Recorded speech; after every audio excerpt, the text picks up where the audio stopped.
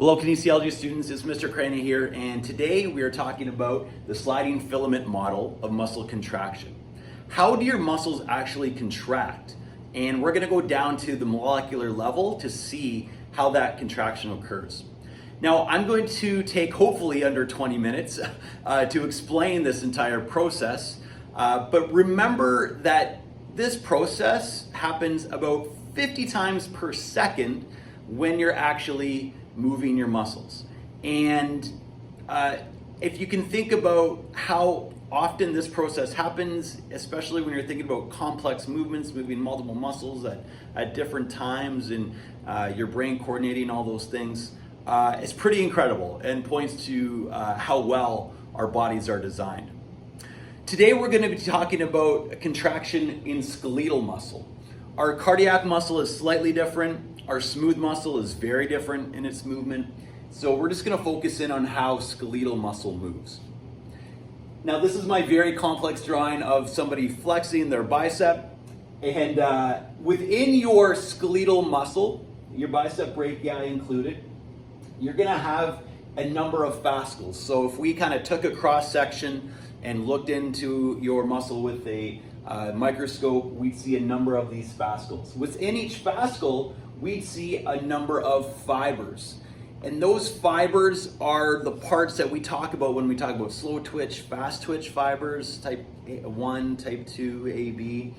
So that is also the level of the cell in a muscle. So it contains the nuclei and all the components of a cell within the muscle. So these are long tubes that are kind of stacked on top of each other within the muscle tissue, the skeletal muscle tissue. Now within each fiber, you have a number of myofibrils. And these myofibrils contain a number of components like our myofilaments, our sarcoplasmic reticulum. And again, they're long tubes stacked on top of each other. So this, I'm just trying to show you the level that we're trying to get down to and the layers that are within your muscle tissue. Finally, within each myofibril, you have a number of these, what we call the sarcomeres. So the sarcomere is the level we're going to talk about in this video here. So we're really talking about this level of the sarcomere. But what impacts the sarcomere will then impact the myofibril, which then impacts all the fibers and all the fascicles and all of your muscle tissue. And when we talk about contraction, what we really mean is shortening, right? We want to shorten our muscles. And so when we shorten the sarcomere, we shorten our myofibrils, fibers, fascicles, and our entire muscle shortens. So how does our muscle shorten? Well, here is our sarcomere. We've got a few components that I want to highlight. The first being our myofilament. So within each sarcomere, you have, these are the first two stars of the show, okay? These are our myofilaments. And they are basic protein structures that are going to do different things within the sarcomere. The first one is called actin. And the actin is here represented by this line, and it's what's called the thin filament in a sarcomere. And it's the part of the sarcomere that's actually going to move. It's the part that's going to shorten, okay? So it's going to slide or move into the middle. The other component, major component here, is myosin. And myosin is what we call the thick filament. When we look at a muscle through an electron microscope, we really see these thick filaments well represented. And this is why they're called thick and thin. But the myosin is going to actually pull on the actin. So it's the part that's going to pull the actin in, okay? So these guys don't work on their own. They need a few things to make them move. And it all starts way over here. Hope you can see it with the central nervous system, right? So our central nervous system is going to send a signal through eventually our motor nerves to our muscle tissue. And the CNS could be the brain, it usually is. Sometimes it's the spinal cord if we're like reacting to like touching a hot stove. It doesn't actually get to the brain. But what happens is we have this sodium and potassium pump. Sodium rushes out, potassium rushes in, and that switching of sodium and potassium goes all the way down through this motor nerve and creates an electrical charge, the action potential, and it will get to the level of the muscle tissue down to the fiber level. Now at that level we have something called a T-tubule, and that's going to send the electrical charge deeper down into where we need it, into the level of the myofibril, into the sarcomere, okay? So this electrical charge now has gone from the motor nerve, and it's gone down through the T-tubule, and this electrical charge is going to hit this part of your myofibril, which is called the sarcoplasmic reticulum. Think of it like a large blob kind of coating or covering the sarcomere. It's got just a component of the endoplasmic reticulum. If you know your biology, it's just in the muscle, the sarcoplasmic reticulum. The main thing you need to know about the sarcoplasmic reticulum is it contains the calcium. The calcium in this process is really important. It's going to be the driver of the process, okay? So the only way that the muscle contracts is if there's an action potential that's large enough, and then it gets to the sarcoplasmic reticulum. When that action potential gets to the sarcoplasmic reticulum, it's going to release the calcium from the sarcoplasmic reticulum. It basically opens up a number of channels in the sarcoplasmic reticulum, and now calcium, woohoo, can rush out of the sarcoplasmic reticulum. And it's gonna flood the sarcomere with calcium, okay? Now, that's that part. Leave that in your mind, and now let's go back to this myosin and actin. Myosin really wants to attach to the actin here, okay? Myosin really wants to attach to actin.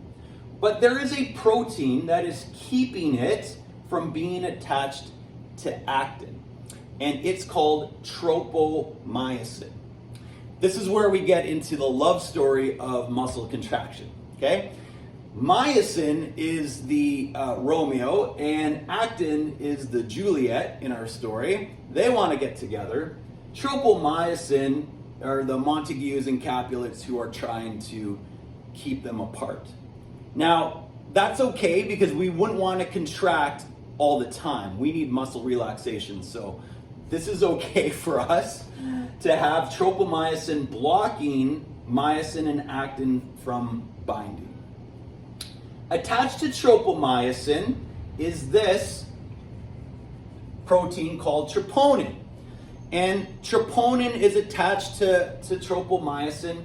It also has a binding site that will allow it to bind to calcium. So let's go back. Our calcium has been released from the sarcoplasmic reticulum. It floods into the sarcomere, and calcium now is going to bind to troponin. Right? I'll put it all through our troponin here. We've got calcium, calcium, calcium, binding to troponin. What that does, when a protein binds to a mineral like calcium, what happens is it changes the shape of the protein. And what happens now that calcium is attached to troponin, the tropomyosin that's attached to the troponin will now change its shape. So the troponin causes the tropomyosin to change its shape. So I will, for the purposes of demonstration, I will remake my actin here. And now my tropomyosin has changed its shape, and it will now be flipped upside down, flipped upside down, flipped upside down.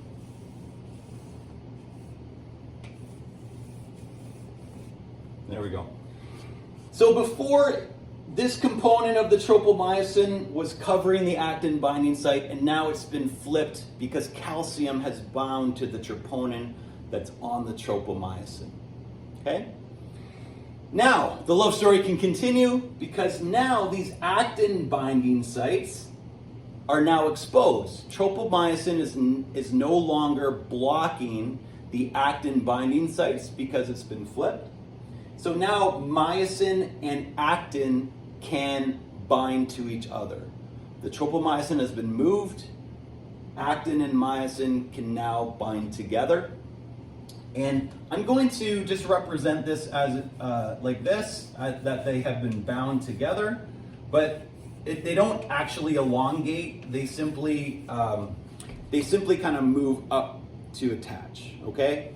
But I'm just gonna represent it like this as it is now attached. Yay, okay? So this is great. Remember, we want the actin to slide in the middle. We want it to shorten the sarcomere, and that will shorten our muscle fibers, which will eventually shorten our skeletal muscle. So myosin is now bound to actin.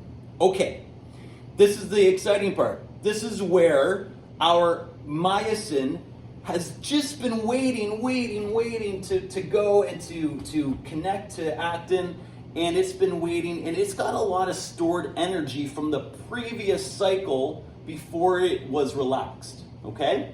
So it's got all this stored energy, kind of like a mousetrap.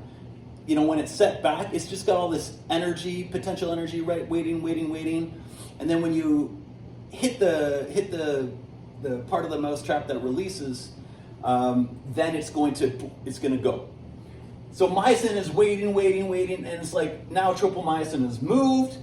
Yay, I can attach, and then it's actually going to move all the way forward, and it's gonna pull that actin with it, and now it's going to shorten the sarcomere. Okay? So now I have to quick move all of my myosin heads because they will now be represented as moving forward. Okay? So they have moved forward, they have moved forward, they have moved forward, forward, forward, forward. I hope this looks okay. Forward, forward, forward. And along with that moving forward, okay, they're attached here. Along with that moving forward, we have now pulled this actin along with it, and now this actin has shortened, okay? I'm not gonna erase the whole thing because that would take forever. But now we've got this pulling forward, now that all of the myosin heads are forward, and so that's going to pull the actin along with it, okay? So we've attached, and with all that stored energy, we have pulled the actin now towards the middle. Okay, does that make sense? Now we've got that component, so it's pulled towards the middle. Now we're stuck. Now we've got a problem in that the myosin cannot detach on its own. It's bound and it's pulled, and that's all it can do at this point. And if you had no other way to do this, you'd be stuck in a contracted state, kind of forever. And if you've ever heard the term rigor mortis, after someone dies, they kind of have this permanent contraction. That's what this is. They have no way, they have no energy to be able to pull the actin and myosin apart anymore. But we're alive, so that's great. And what we have to do this job is ATP, adenosine triphosphate. Adenosine triphosphate is the energy currency of the cell. When you eat food, it eventually gets broken down into adenosine triphosphate. So it's an adenosine molecule with 3 phosphate molecules attached. So adenosine triphosphate. It comes by and it will attach itself to the myosin and break this bond with actin and myosin. Okay? So it's going to break the bond with actin and myosin. So here's all of my ATP. And the ATP, we're going to generate from our food, but we're going to talk about more specifically how we generate the ATP for this. And it comes by and it breaks that bond with the actin and myosin. So that's good. But now, to continue this process, we need these myosin heads to go back, reattach, and pull forward again. Remember, 50 times a second. ATP is going to break down. And when it breaks down, it breaks off a phosphate. So it becomes adenosine diphosphate with an extra phosphate basically floating around. This happens in the presence of water. So this is why we need water to live as well. We got H2O in our muscles, tissues, and in the presence of water, ATP breaks down, and now it's going to be adenosine diphosphate with an extra phosphate. So 2 phosphates here, and then we got this is adenosine, 2 phosphates, and then we got this extra phosphate here. That's happening with all my ATP. It's breaking down. Now, when it breaks down, what happens is there's a release of energy. That energy is what is pushing the myosin heads back to their original place. So you think again like that mousetrap. If once the mousetrap is released, snap, I need my hand or some sort of energy to push that spring back to the mousetrap in order for it to snap again, right? Where's that energy coming from here? It's coming from the breakdown of ATP into ADP with a free phosphate, okay? So that breakdown of ATP gives the energy to go back to the myosin to go back and attach itself to actin again. So here we go, we've attached all this ATP, it's broken the bonds, it has given the energy to be able to go back, okay?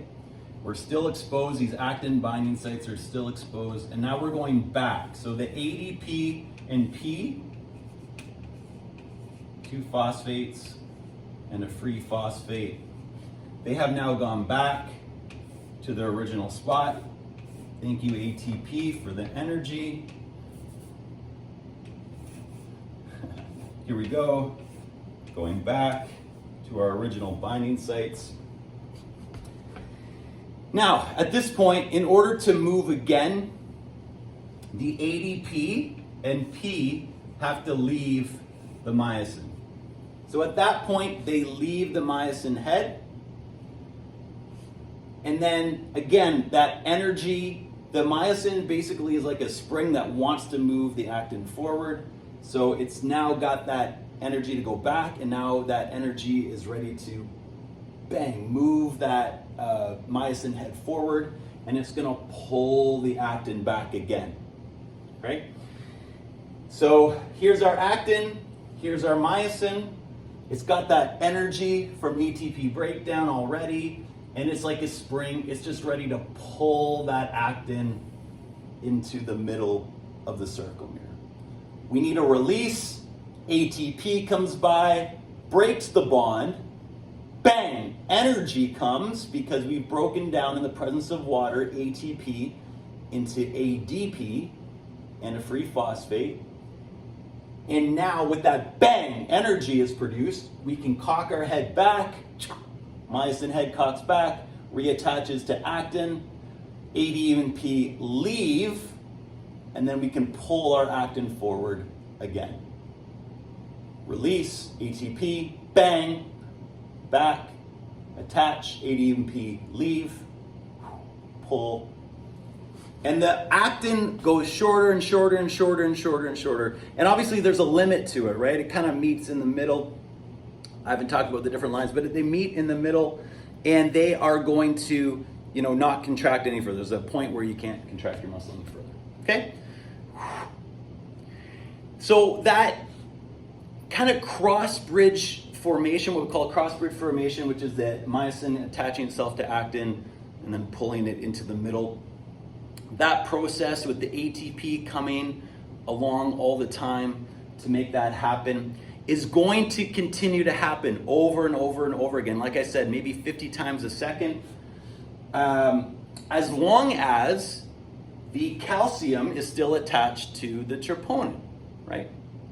Now, what will cause our contraction to stop is if the calcium leaves the troponin, and then the tropomyosin is going to flip again, and then it's going to cause the myosin and actin to be apart from each other again. What causes the calcium to leave is there's no longer a motor nerve signal. Okay, there's no longer an action potential coming from the motor nerve. So the CNS now decides, oh, it's time to relax this muscle. The signal stops. The calcium is then sucked back up into the sarcoplasmic reticulum. Okay, so calcium goes back up into the sarcoplasmic reticulum. That means it detaches itself from the troponin, which flips the tropomyosin back to this state here, and it's all separating the actin and myosin kind of across the board.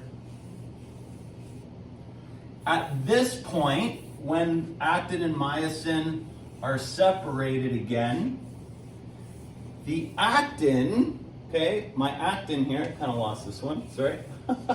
The actin here